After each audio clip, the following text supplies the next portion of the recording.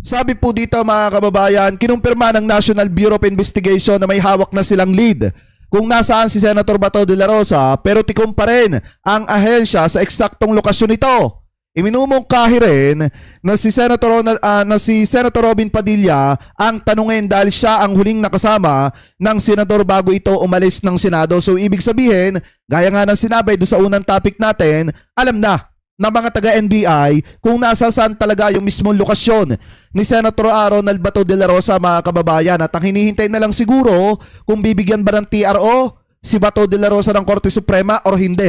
Dahil pag hindi binigyan yan, mga kababayan, automatic, pwede na pong hulihin yan. So ngayon na ito, pakinggan po natin. Kinumpirma po ng National Bureau of Investigation na may lead na po sila kung nasaan ang, sabi nga ng report kayo na, escaped Senator Bato de la Rosa. Pero si NBI Director Melvin Matibag, tikom po yung bibig kung nasaan dito po sa Pilipinas ang senador. Ang dapat daw tanungin tungkol dito, si Senador Robin Hood Padilla na huling nakasama ni de la Rosa bago ito umalis ng premises ng Senado noong Huwebes ng madaling araw. Nanindigan din si Matibag na walang nangyaring siege o pag-atake nga doon sa Senado, taliwas sa sinabi po ni Senate President Alan Peter Cayetano. Samantala, dinepensahan din ni Matibag kung bakit sa kanila humingi ng tulong ang GSIS imbis po sa PNP. Sinabi raw kasi sa kanya na GSIS General Manager Vic Veloso na mas pamilyar sila sa lugar. Napansin din daw nila mukhang busy ang PNP sa pagbabantay sa labas nga ng premises ng Senado. Ayan.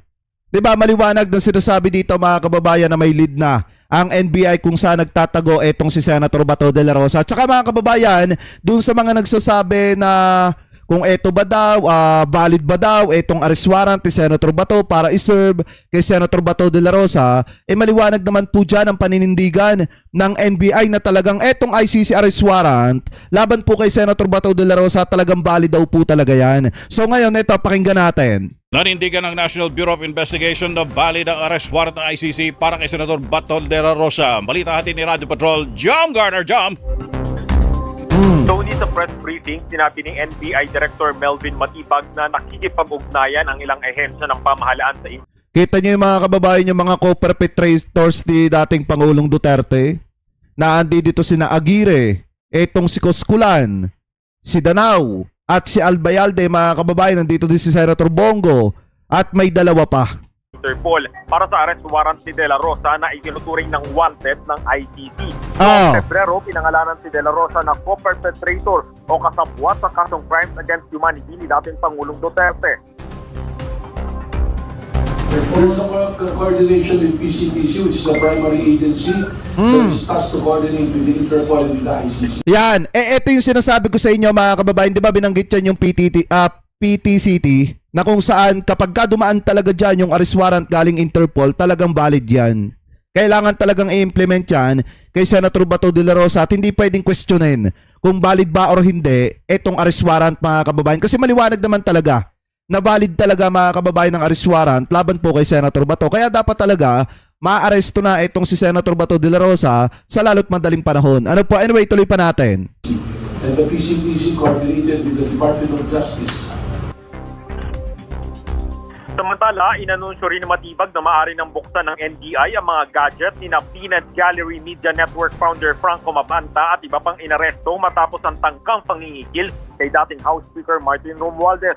Ayon kay Matibag, inaprubahan na ng Pasig Regional Trial Court ang hiling nila maglabas ng cyber warrant sa mga gadget ni Mabanta. At yan, ang balitang kumpirmado.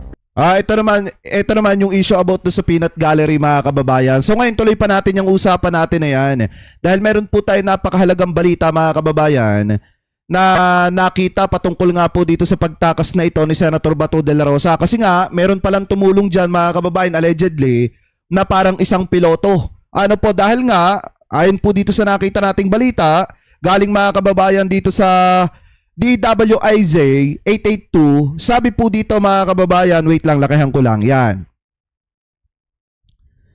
Sabi po dito, piloto na nagtakas kay Senator Bato, maaaring matanggalan ng lisensya. Inaalam na ng Civil Aviation Authority of the Philippines kung sino ang piloto at kung ano ang ginamit na eroplano o helicopter sa pagtakas ni Senator Ronald Bato de la Rosa. Ayon sa kaap, nakipag-ugnayan na sila sa Philippine National Police Criminal Investigation and Detection Group sa nagsasagawa ng investigasyon sa pagtakas ni Senator De La Rosa. Sabi pa dito, meron namang motopropyo investigation ang kaap kung saan lumabas na meron umanong eroplano o helicopter na ginamit na pagmamay-ari ng isang politiko, mga kababayan.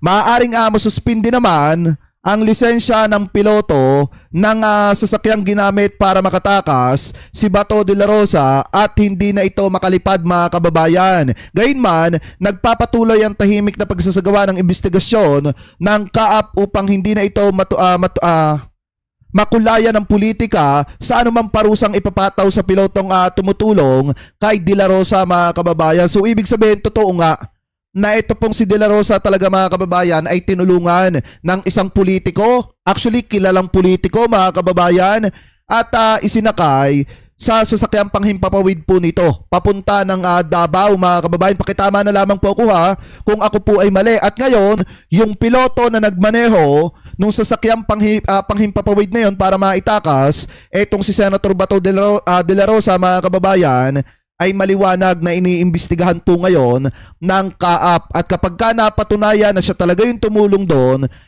malaki ang posibilidad na matanggalan po, mga kababayan, ng lisensya yung piloto na yon. Nadamay pa sa kamalasan ni Bato de la Rosa. Kasi nga sabi dito, piloto na nagtakas kay Senator Bato, quote-unquote, matatanggalan ng lisensya pagka napatunayan na talagang tinulungan, mga kababayan, nito pong piloto ni Chavit Singson, noong politiko, mga kababayan. Anyway, ituloy pa natin yung usapin natin na yan. Dito pa sa nakita pa nating balita, mga kababayan, na kung saan talagang maliwanag nga na ito po mga mga kababayan, na ito po mga taga DILG at ito pong PNP, mga kababayan, ay kinumpirma na ang nagpuslit, mga kababayan, kay Senator Bato de la Rosa ay itong si Robin Padilla. Dahil nga, sabi nga dito, DILG at PNP kinumpirma ang pagpuslit ni Senator Bato sakay ng sasakyan ni Senator Robin Padilla. So ibig sabihin, tinulungan talaga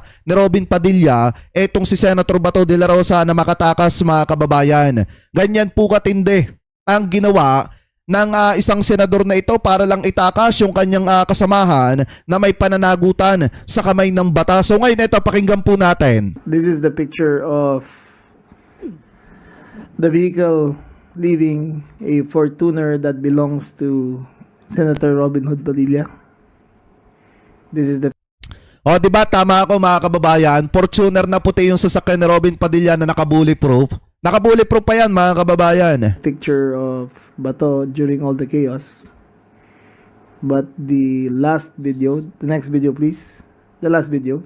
General Nartates, hindi po maipapakita yung video na supposed to be ay yung paglisan ni Senator Robin kasama si Senator Bato. Kung maibibigay nyo na lang po at maidi-describe nyo po yung nakita po sa video. Tama po yan. I will be submitting after this. Ayusin lang natin yung video.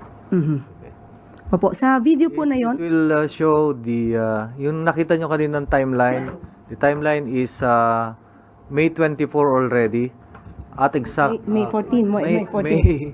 May 14. 30. At 2:30, about 2:30 a.m.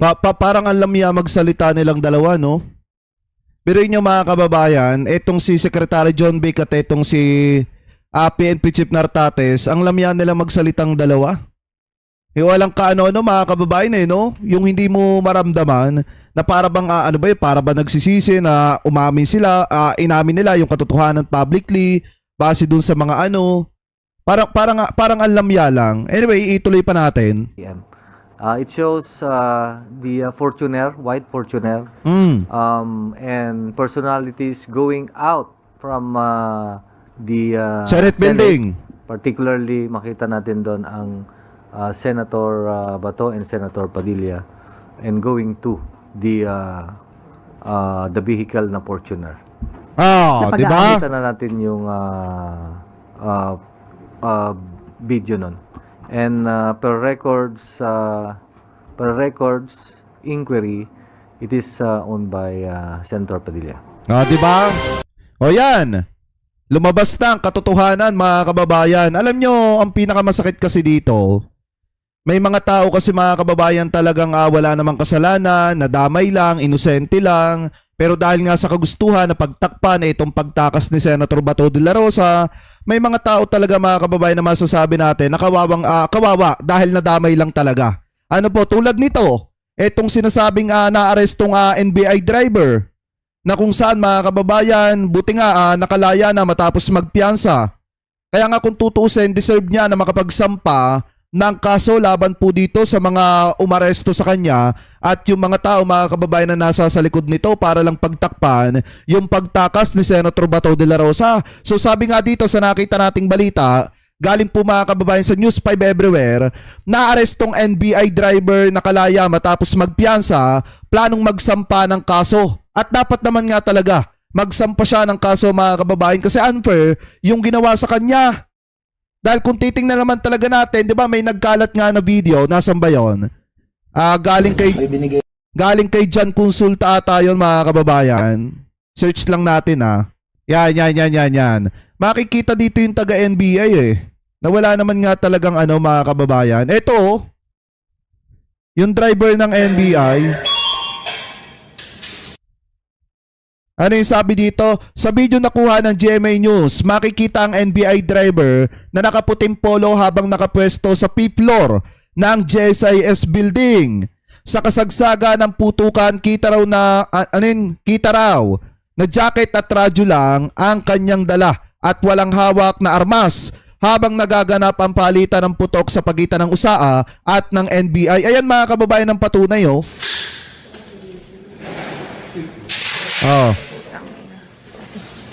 Saan kayo, sir? Dito, sir. Ayun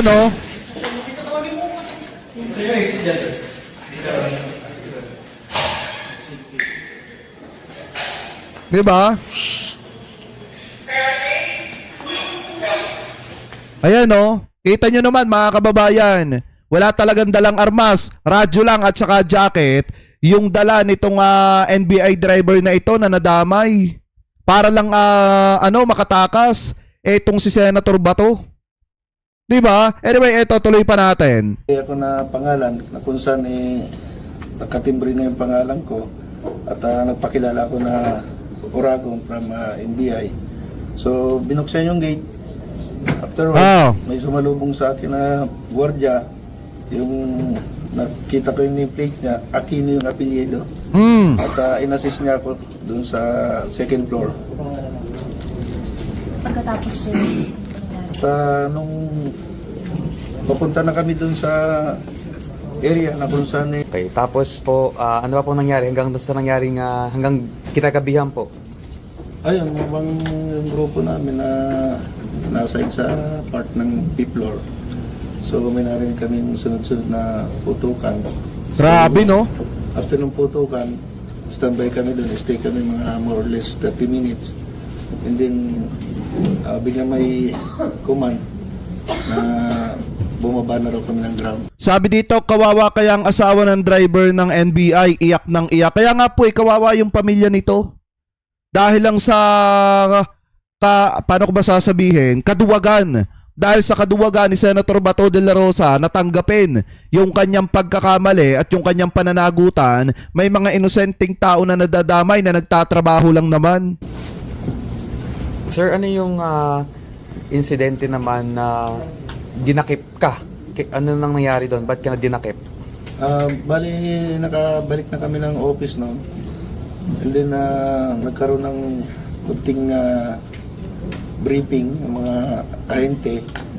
So more or less 30 minutes, bigla akong tinawag at sinabi na ako na may naiwang bag, isa sa kasama natin at kailangan na makuha dahil may mga gamot na laman. Kailangan ng may-ari. So wala akong agam-agam na sinunod yung utos at bumalik ako mag-isa. Hindi, tama, susundin talaga niya yun, mga kababayan, dahil maliwanag nga, sinabi niya dito, nasa briefing yung mga kasamahan niya na mga NBI agent.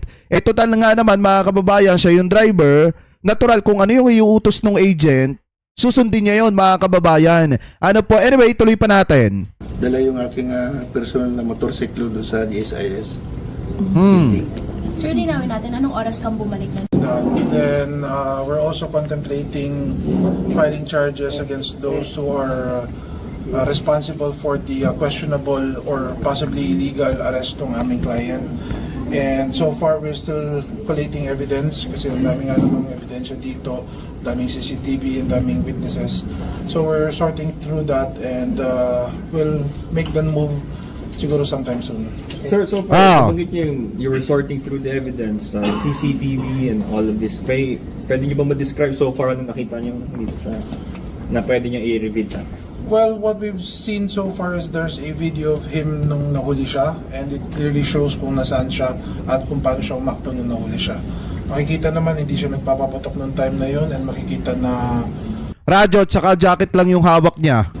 Civil yung kanyang pag-usap sa umaresto sa kanya nung time na yun.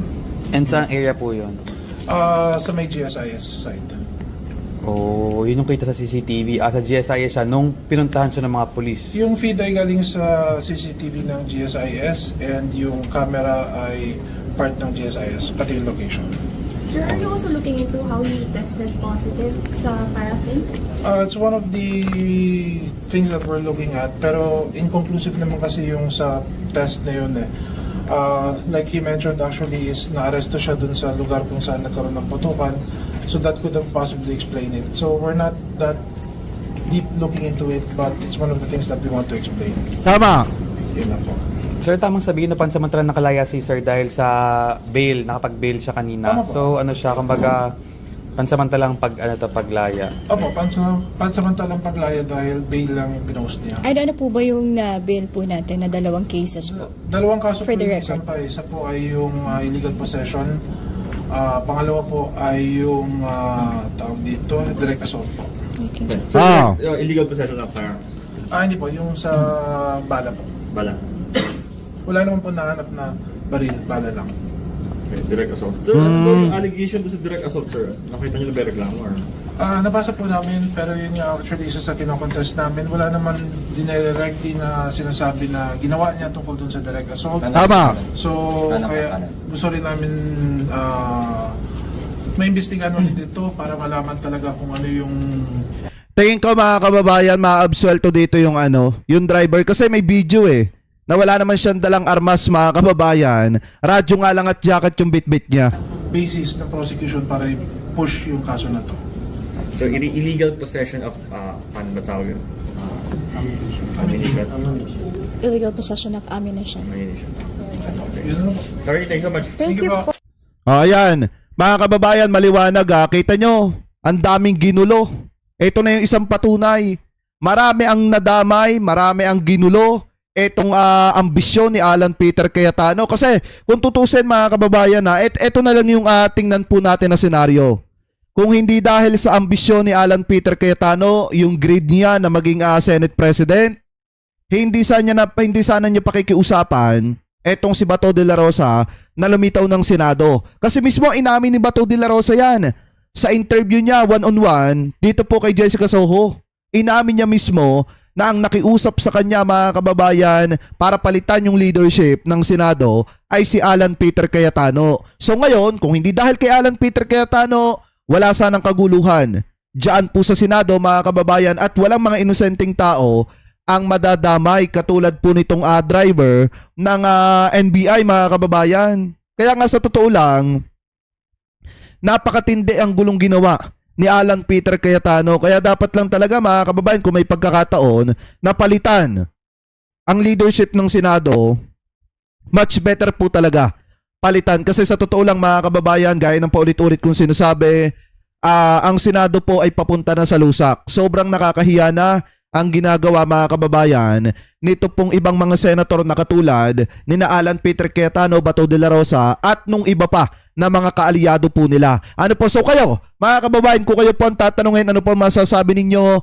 hingil po dito sa mga topic na ito na tinalakay po natin? Ano po ang komento at opinion po ninyo hingil po dyan mga kababayan?